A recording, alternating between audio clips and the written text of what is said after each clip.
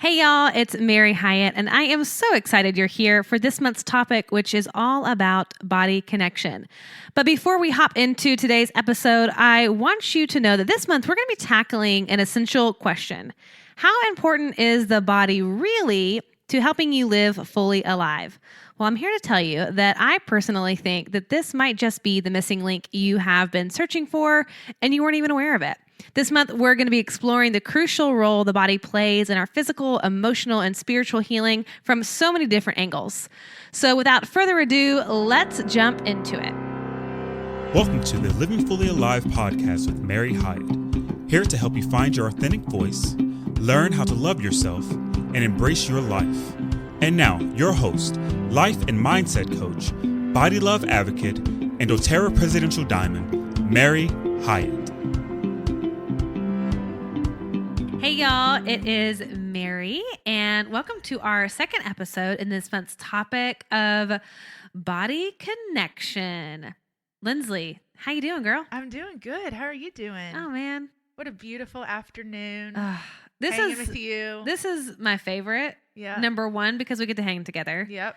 Number two, because we're talking about a subject that is our favorite thing to talk about, and probably what we do most of our work around. Wouldn't you say? Yes, very much so. I mean, this is our thing. Yeah. This is our thing. And so today we're going to be talking all about embodiment. And we realized that, last week we talked about the mind-body connection. And if you haven't listened to that episode, make sure to go back and listen to that, because it'll give you a good foundation of what we're going to be sort of diving deep into this month. And one thing that we realized is that you and I threw out this word embody a lot. Mm-hmm. Embody this, embody that. And we were laughing because I was like, it probably would be helpful if we slowed down a second and actually explained what it is that we mean when we say embody, because you and I, we have done this work for a long time. We know what we mean when we say the word embody, and we want to help you guys really understand that definition. When we say go embody this or embodiment, we want to explain what that is and show you and talk about some practices of helping you to embody your body even more. And when you can start to notice when you're moving out of embodiment, when there's sort of those warning signs that go, hey, wait a minute, I am not embodying my body anymore. And we'll talk about today just sort of the benefits and how to really embrace this as a concept, as a practice, as a spiritual practice in your everyday life. So I'm just like thrilled to get into this. Ugh. I know, because that's true. It's like, what is the definition of embody or embodiment? And for me, and maybe you have a different one, but when I looked it up, it actually says the verb of embody is to be an expression of or give a tangible or visible form to an idea, a quality, or a feeling, or to provide a spirit with a physical form. And I thought that was really cool. That's the verb. And then the embodiment noun is the representation or expression of something in tangible or visible form.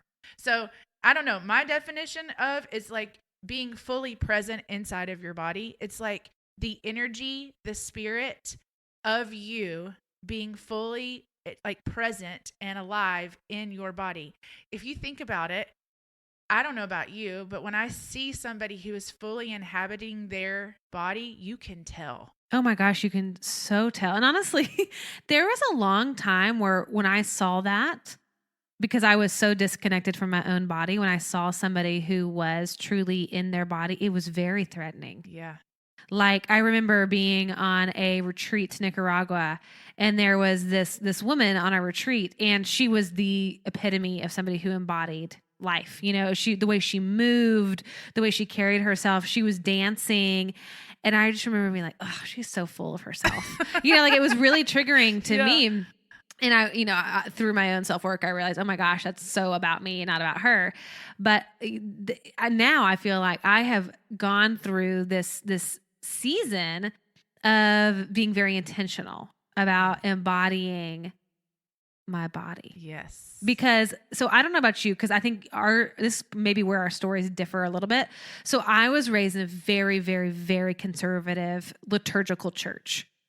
And so when we were having worship, for example, we did not raise our hands. We did not move our bodies. It was very stoic. It was very cut and dry. The liturgy that we used was the same that has been used for 2,000 years.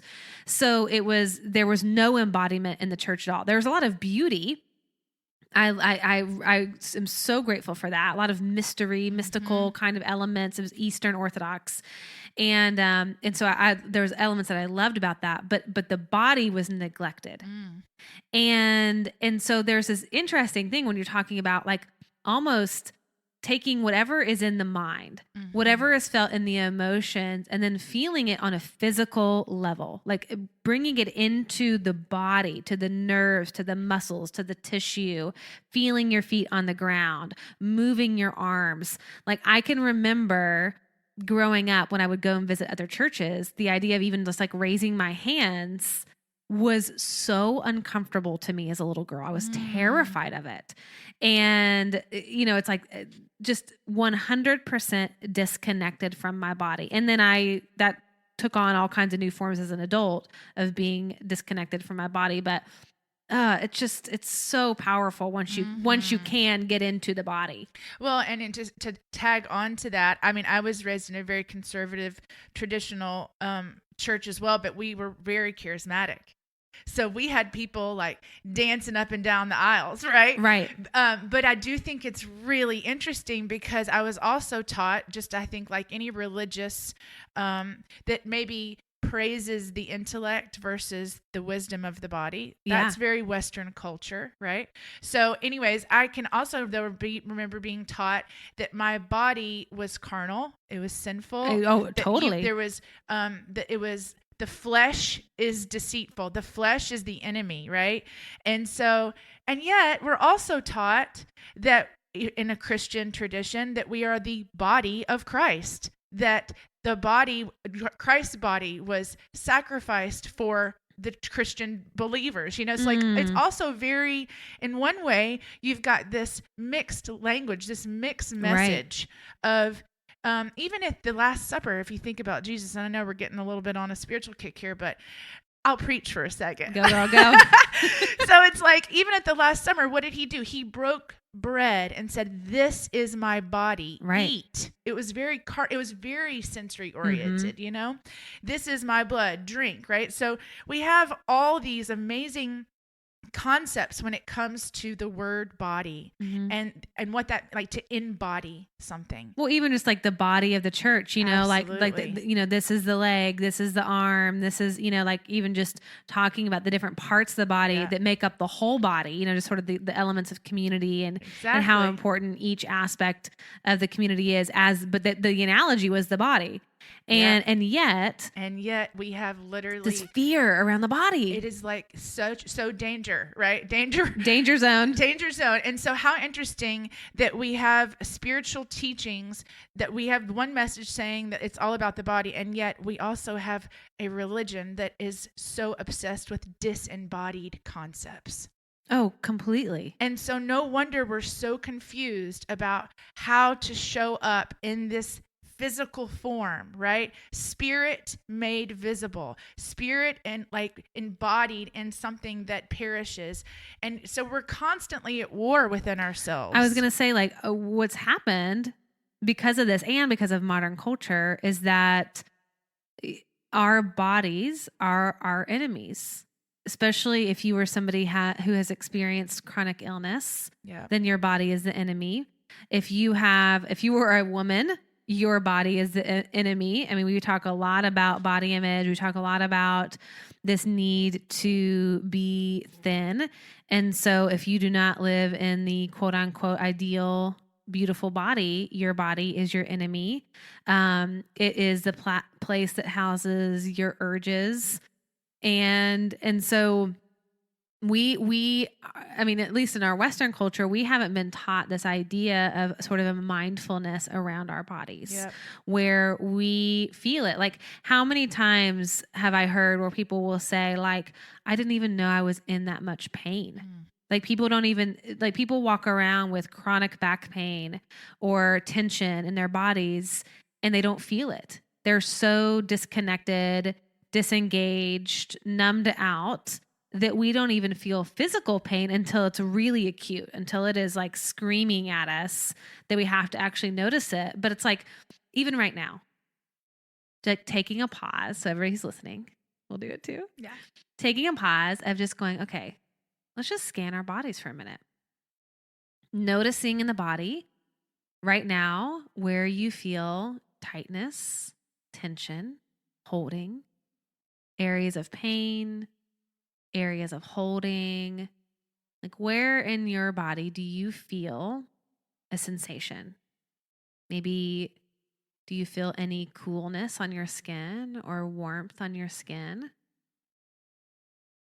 It's just like that slowing down to sense and feel our physical bodies. Like, I'm like, oh, my back is so tight right now. Because we're sitting so straight. We're sitting from the microphone. so lovely and wonderful posture. But it's like, oh, like that hurts. My knee hurts. The air on my arms is cool. Yeah. The chair that I'm sitting on, the way that my clothes fit or feel on my skin. Mm-hmm. Yeah, I mean, this is why we started this conversation off by saying we love this topic, because honestly, this is what we teach. Yeah. We literally teach people how to embody their body. It's basically like coming back home. Yeah. And I know that's a loaded topic, so maybe I won't even use that word, that phrasing, back home, but we're coming back to our bodies. Some of us don't feel like our body is our home. And especially if you have experienced physical or sexual abuse or trauma, your body is not your home. It's not your safe space. Right. But part of what heals trauma is coming back into the body and back to our breath. And I think that when we say body too, I think let's lump in there, just for sake of conversation, the breath. Sure. Because I think that obviously a lot of the work that I do, my guided meditations, are all about the breath, all about the body. And, one of the things, Lindsley, you said earlier on when you were using some of the definition of embodiment, you mentioned the wisdom of the body. Yeah. And I'd like to sort of just like rewind, go back to that, because I would love, like you said that so casually, so perfectly. And I thought, wait a minute, there's some nuggets there. So explain to me, when you say wisdom of the body. Yeah. What are you talking about? So one of the practices that I was taught that I now teach my clients is something called the body compass. And so you kind of alluded to this, and that like our bodies contain all of our emotions. It's the container for all of our emotions, right? And you're going to get into this later with an interview, but it also contains cellular memory of every experience that we've had emotionally, trauma-wise, pleasure-wise, everything. So even to use some of our ancient, religious traditions, it says the kingdom of God is within. So like everything that you need for this lifetime is actually already within you. And how ironic that we spend our entire lives looking outside of ourselves to try to discover our destiny or figure out what our purpose is. And why wouldn't it be like where the most unlikely or least place to look for it would be inside of ourselves, right. Like that's the irony of this whole human experience. We already have everything we need. already have everything. And so you have to learn how to reconnect to your body in order to access your purpose, your destiny, your emotional life, pleasure. Like literally it's all in there. And so because when you say that, like the minute that I think it's like, because our body's communicating to us all the time, it's signaling to us. It's almost like a feedback loop. Yeah. Like it's almost like our body is our giant barometer for what's happening. And whether we should move towards something or away for something, our body is going to show us that first. It's going to show up in our bodies as a sensation. Yep. And so you talk a lot about like how to find your body's yes. Yeah. And how to find your body's no. Yeah. And I can't wait to hear what you had to say about this, because I've actually never heard you talk about this, I don't think. Hey y'all, I just wanted to interrupt this episode real quick to remind you to subscribe to this podcast. I know that emails get lost in your spam folder, so subscribing means my episodes come right to your phone. So go ahead, hit that quick little subscribe button so that you don't miss out on any of the Living Fully Alive episodes. Plus, in addition to subscribing to the podcast, make sure you subscribe to my YouTube channel as well. I don't know if you know this, but I have been releasing guided meditations every Monday over on YouTube, and you're not going to hear them here. So if you've been wanting to start an easy meditation practice, subscribe to my YouTube channel so that you don't miss out on my short 15-minute guided meditations. All right, now back to this week's episode. So the idea is that your body lives in present moment. So if you're familiar with muscle testing, for those of you that aren't, kinesiology is like your brain will play tricks on you. It's the monkey mind, right? It lives in that fight or flight. The body can only answer like when you do a muscle testing. So you are able to access physical sensations based on thoughts and emotions and find out how it feels in your body. So what I do is I lead people through a guided meditation and I get them to tune in, kind of what you were having us do just a little bit ago, but you really start to do a body scan. Mm-hmm. And then you bring up a memory, or you bring up some kind of, neutral memory. It doesn't even have to be like something horrible, but then you start finding out, where in your body does that memory live? What physical sensations come up for you when you replay a memory like a movie scene? And you do that with a negative memory on a scale of 1 to 10, maybe a 6, right? Okay. Then that's kind of the way your body says no, or to use compass language, you're heading away from your true north. So I want to pause you because I really want to slow this down, because I think it's, without experiencing it firsthand. Right. Let's see if we can try to explain this, because what I'm imagining is you're going through this memory download. So you're starting to put some feet to what the memory is. So you're associating and resourcing, like, where are you in this memory? Right? Mm-hmm. Like what are you wearing maybe? What senses are coming for you? Yeah. So you're really starting to orient yourself inside of this visualization, inside of this memory. And then what you're saying is you have them then take their awareness and shift it into their body. Exactly. So that they can begin to see, when I have a memory like this, then where does that show up in my body? Does my chest tighten? Yep. Do I feel it in my stomach? Do I feel like that gut level? Do I feel nauseated? Do I start feeling hot? Am I feeling it in my head? Like, these are kind of common places, or like the throat. Like, I feel like my throat is tightening up, or I feel like I have a golf ball inside of my throat. It feels like there's an elephant sitting on my chest. These are some of the ways we might describe the sensations that we're experiencing. So that negative experience, what you're kind of saying is it shows up in repetition in the same way, sort of across the board. So like, maybe what you're saying is no matter what kind of negative experience you're having, it's going to always or traditionally feel like and some variation of physical sensations. Like, typically for me, when I'm having something that's a hell no, run away, yep, I feel it in my gut, like I just got punched in the stomach. Yep. And so I know that every time I feel that way, my body is saying and communicating to me, Mary, no. Yeah. And it may be a Mary no, and it may be a Mary hell no. Run. It's like, yeah, exactly. So you have to remember, if you use like the hot cold analogy like we've used before, sometimes it is a big fat hell no. Sometimes it's just a little no. And that you just learn variation degrees of what that physical sensation is. And to use my language, I would say it's also your compass. It's your compass towards directing you. Are you heading away from your purpose and destiny and your best life? Or are you heading towards? And what you can't see is what she's doing is she's almost got her hand like a little needle on a compass. And so she's moving her hand around. And I love that, because it's like, if you think about a compass and you think about that needle pointing true north. Yep. A honing device. Martha Beck, what's up, girl? Yeah. Finding your own North Star. Yeah. But if it's like going north, right? But then maybe it's just off a degree or two to the right, or a degree or two to the left. And then we can say maybe the right is towards no, left is towards yes, or whatever.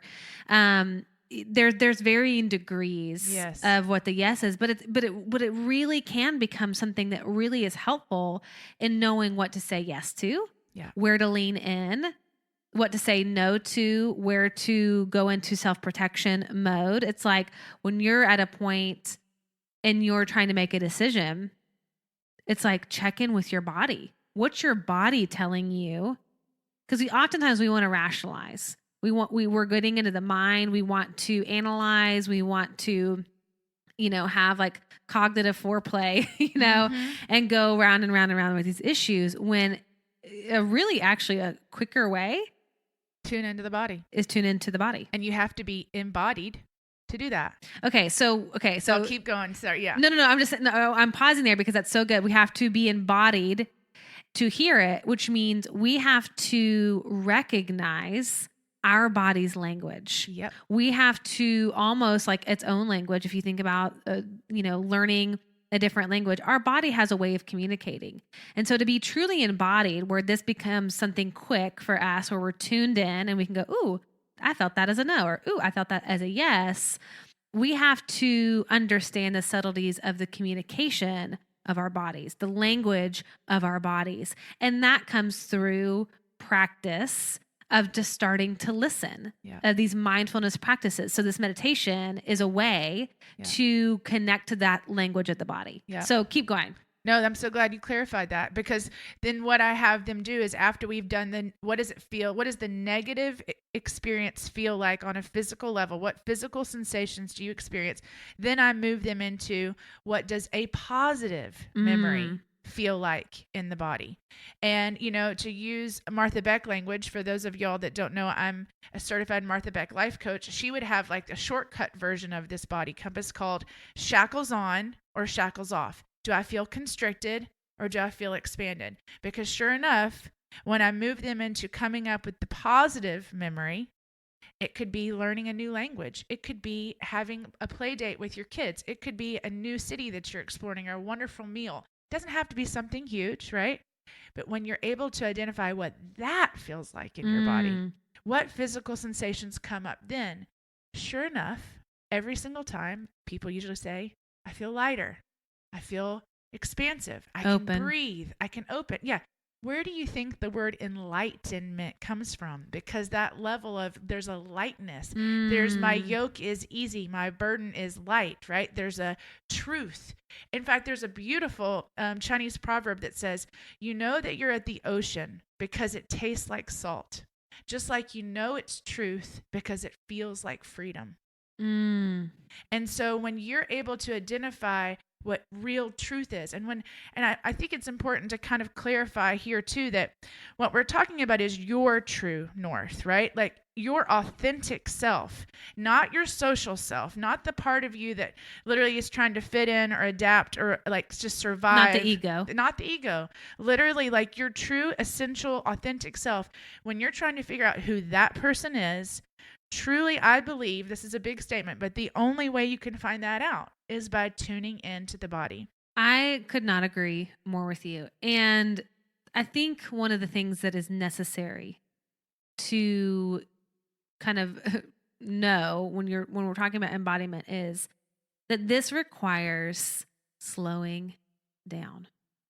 You cannot feel your body when you are in hyper stress, running from one thing to the next, hurried, exhausted. Like, you can only tap into your body when you can slow down and give yourself space to listen.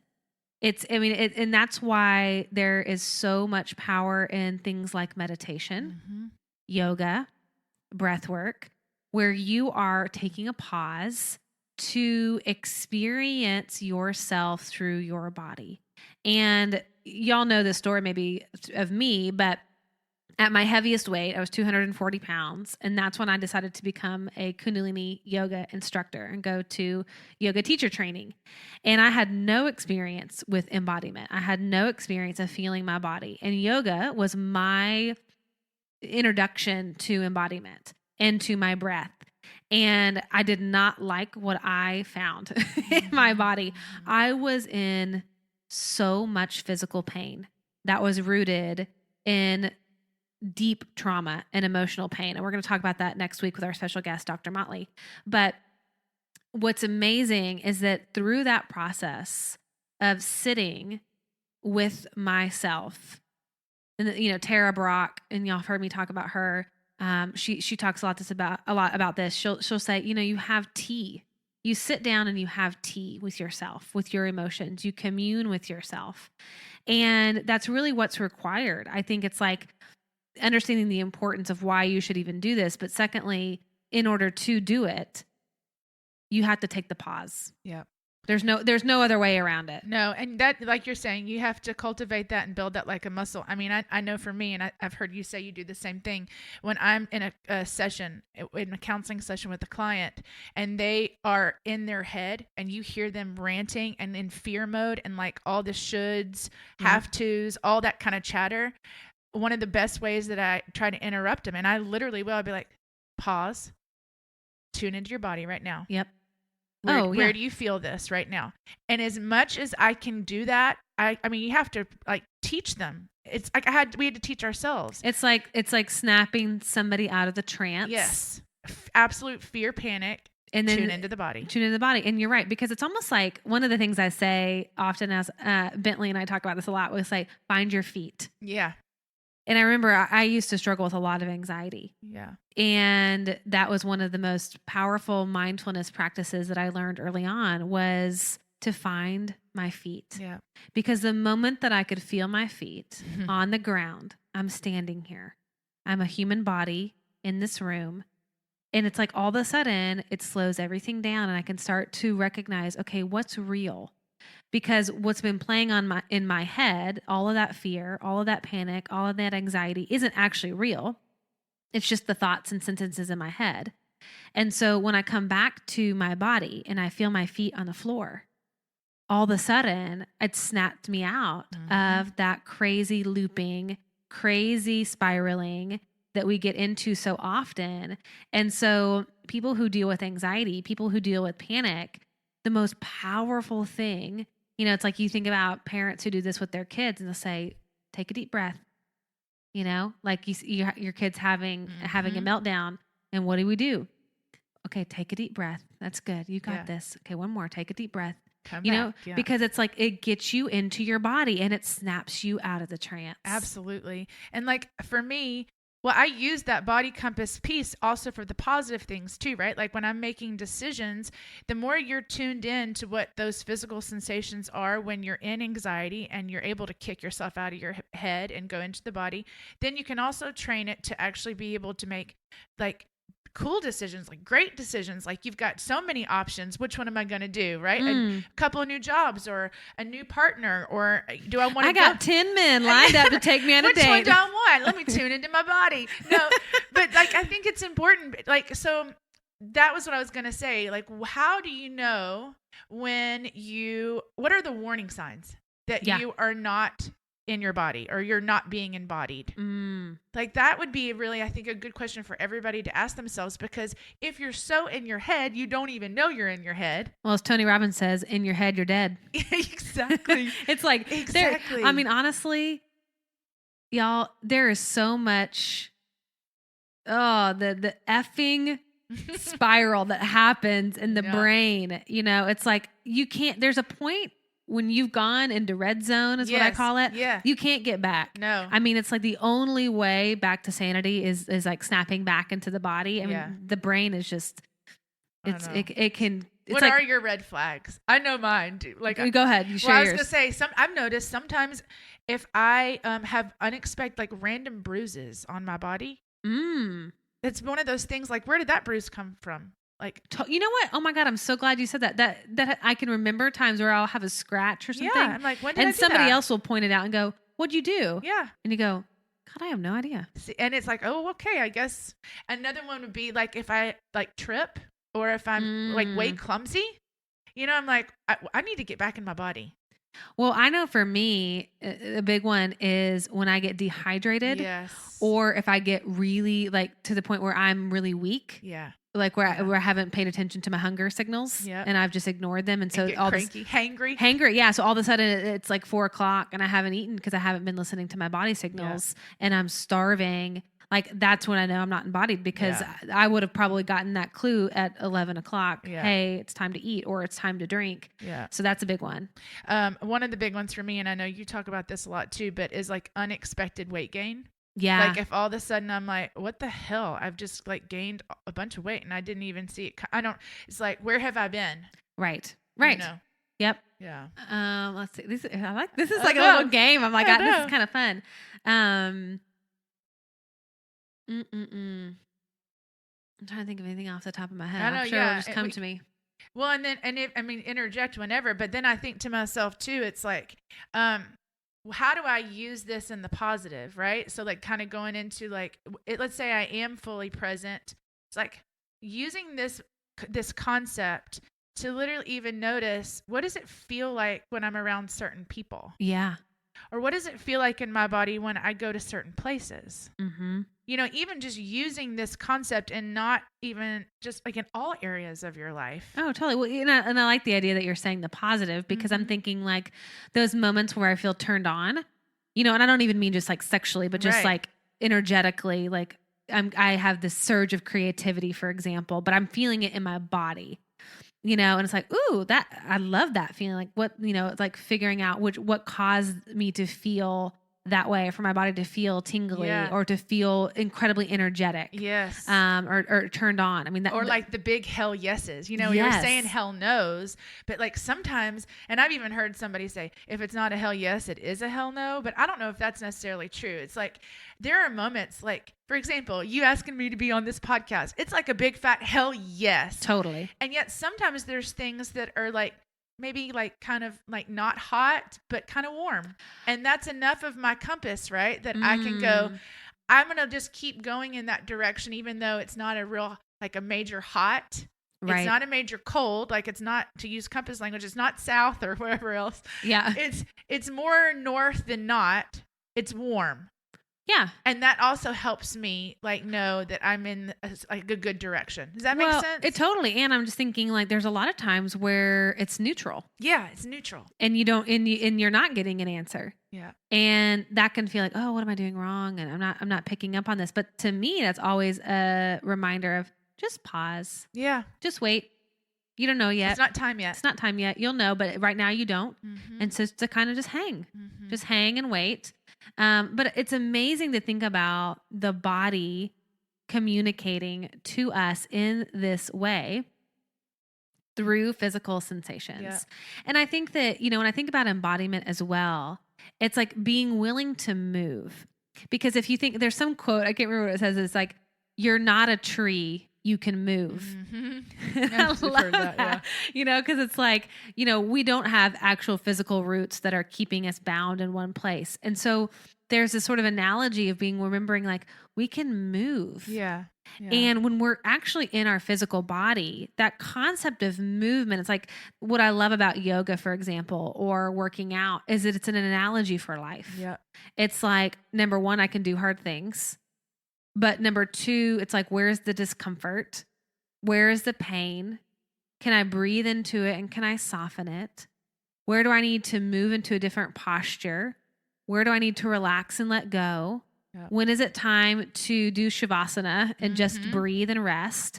And so it's like, when we're in our body, it starts to really become a mirror of how we live our lives. And to remember that when we're in movement, motion, flow, and I mean that in a physical sense, like when we're actually physically moving our bodies. This is why I'm actually going to talk about movement in a couple episodes in a couple weeks from now. So subscribe. Hang on. Subscribe, y'all. Subscribe for that episode so you get notified. But just the power of movement.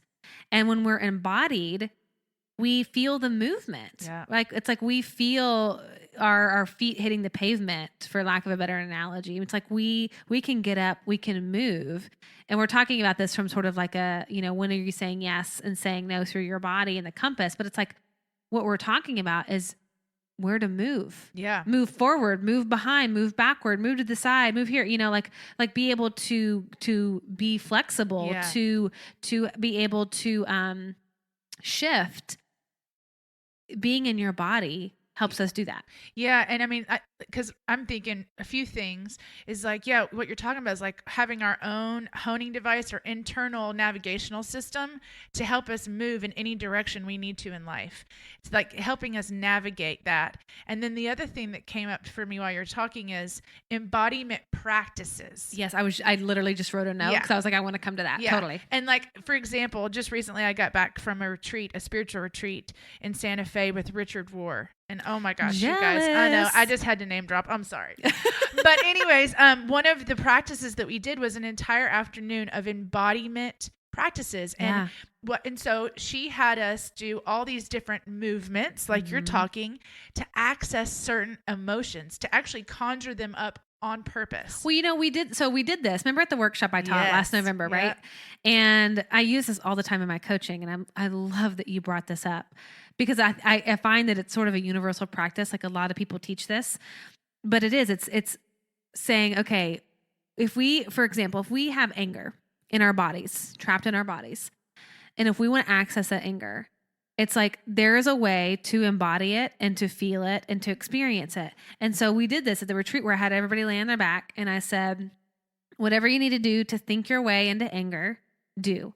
So whatever makes you angry, whatever makes you pissed off, whatever makes you frustrated, resentful, whatever, like get to the place where you feel angry. The physical sensation of anger. And now what is that? Yeah. What does the physical side of that look like? Are you hot? Is your body itching? Or does your face scrunch up? Do your muscles get tight? Do you make a fist? Does everything start to tighten? It's like, oh, you just feel that anger, and it's like, that's the physical sensation of anger, to feel it. So when you start to recognize, oh, I notice my physical sensations first, that gives me a clue into what I might be feeling. Yep. Like, one thing that I'll do when I get angry is I clench my teeth into my jaw, I'll bite down, and it's like, so if I'm in a situation and I'm not really like super hyper aware, I'm not paying attention, and all of a sudden I notice that my jaw's tight and I'm clenching, oop, I'm angry. Yeah. And I'm like, done this enough now, you remember the muscle memory of yeah. that. And so I go, oh, what's triggering me? Why am I angry? And it just gave me a clue into some deeper awareness that I wasn't even paying attention to, but because my body has its way of communicating anger, and I know its language of communicating anger, now all of a sudden, think there's a clue, I'm angry. And the same thing for grief, joy, sadness, despair, loneliness. I mean, all the different rainbow of emotions. Our body has its own unique way of expressing that. And that's a practice. Like you can actually walk yourself through that practice where you start with a journal. And you could do it at a retreat, but if you want to do this at home, you can start with a journal. And what's amazing about emotions is that you can literally feel any emotion right now. Like Lindsley, if I told you to feel sad, you could feel sad right now if you wanted to. If I told you to feel elated, you could feel elated right now if you wanted to. And so you can take yourself through that practice and then just jot down. Elation feels like XYZ in the body. Joy feels like XYZ in the body. Loneliness feels like XYZ. And it's like, you'd carve out a little bit of time to do this.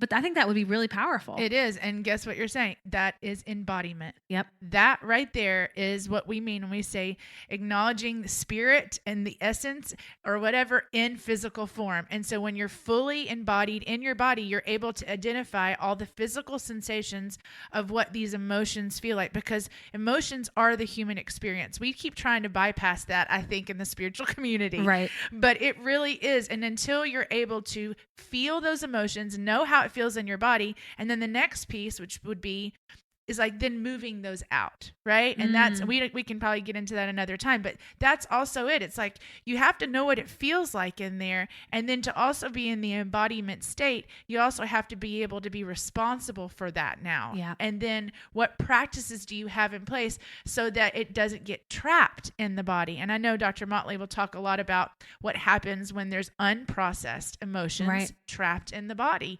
But either it's like all this information, all this wisdom, all this untapped resource that's living in our bodies, if we are not aware of it, then we miss out on this innate, gorgeous wisdom and all these pearls that allow us to live our best lives. Well, and on the flip side, if it gets stagnated and stuck and trapped in the body, it shows up in illness and dis-ease and pain and depression. And that's just blocked, stagnant, stuck emotions that have not been processed through the body.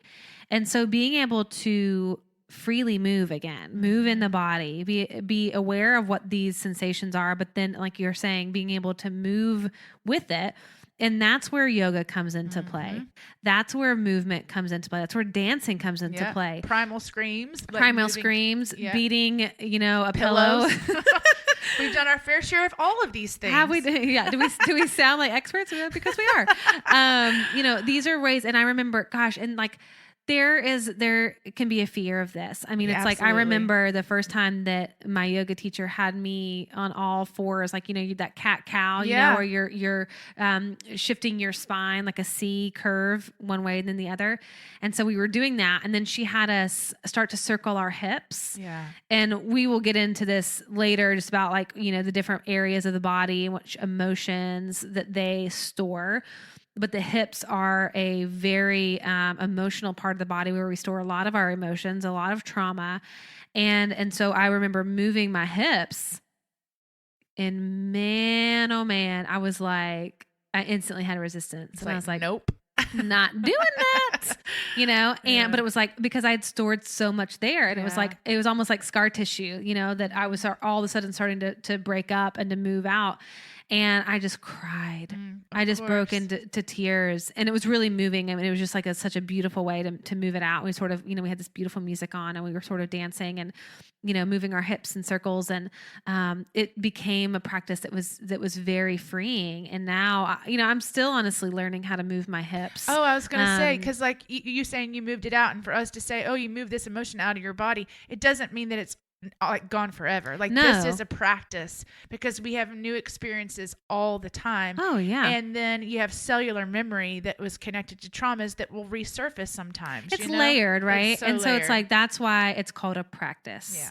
Yeah. Because it's not a one and done. It is a practice. A meditation practice is a practice for a reason. Your yoga practice is a practice for a reason. It is that constant moving, because every single day we're processing emotions. Every single day we are experiencing things that are painful or pleasurable, and both of which get stored in the body. And years and decades, if not generations, of patterns of how to disassociate, how to disembody, how to stuff, how to numb, how to cope. And so this is why it's a practice. There needs to be a consistency, regularity around embodiment, because if you don't make it a priority, there's no reason why you would do this just naturally. Like, it really is something you have to be intentional about doing, just like any kind of mindfulness work. And honestly, it's been probably why I talk about this a lot, probably the key thing to my transformation and healing. Absolutely. Don't you think? I mean, like, yes, I did therapy. Yeah. But no, the embodiment piece to me usually is the missing link that people don't talk about, that is more important than any cognitive work that you could ever do. It really is. And that's why I get so fired up when it comes to the cultural norms in society and religious like mindsets that we've been programmed with, when it's like, I know I've already said this before in here, but the kingdom of God, the kingdom of God is a life that is abundant. It's within. The kingdom of God is within. And yet if we have been all taught to just completely live disembodied from that, we are missing the beauty and the pleasures and the abundance of life. Well, we talked about this last month when we talked about pleasure, but we talked about being human, and just the fact that we are human beings. That we are not a spirit, we're not an angel, that we're an actual human having a human experience. And our human experience, how that shows itself up, is through our bodies. We are a body. We have a physical body. And in order to take care of all of us, all of our totality and wholeness of who we are, it includes our body. Yeah. And this is not just a shell. This is our home. This is our house. This is us, and yes, we are a spirit. Yes, we have an ego. Yes, we have a soul, all those wonderful, beautiful things about who we are. But there's a reason you look the way you look with the structure that you have and all, like none of that's by accident. Mm-mm. Like your human form, there's a reason to that with all of its cellular memory and patternings and DNA and all that. And it's the cosmos in human form. Yeah. And it's safe to go there. And it's safe to go there. And it's so beautiful and healing. And I think that anybody doing this work, no matter if you are dealing with weight, if you are dealing with illness, if you are dealing with trauma, the common theme that is in recovery for all of life's challenges, when you've done enough research and you've gone through enough stuff like Lindsley and I have, you will see the common thread is the body, to come back to the body, back to the body and the breath over and over and over again. Mm-hmm. Yep. And to fully allow yourself to go in there and live an embodied life. Mm. Yeah. It's so amazing. I'm just like thinking of how that shows up, and like when you can be in your body and you're not disconnected from it. So you're not numbing and coping and checking out, but you're here for it. Yep. Fully present, fully present. And so you feel all the things there are to feel, but hopefully this conversation has given you a little bit more clarity around the topic when we say embodiment, when we use the word embody. Hopefully now you understand what we mean, and I think we'll start using it now. Yeah, more. And hopefully it gives people more of a curiosity about what that would look like for them. Yeah. And to even become more aware of how they are living an embodied or disembodied practice. Yeah. And maybe there's some new interest in this word now for people. And we're going to dig into it. Y'all know, of course, more and more. We've got 3 more episodes to go. 4 more episodes. No. 3 more episodes. We're going to talk about this forever. How about that? We got 3 more episodes to go in this month's topic, y'all. So we're going to even go deeper into this. But our desire and our hope is really helping you come back through your body's compass, come back to the wisdom of your body so that you can trust it, so that you can hear its yes and you can hear its no, and really create a beautiful relationship with you. And to use it to embody your ideal life, to use your body to discover your true self and live your best life. Oh, God, I love that. Yeah. Y'all, so good.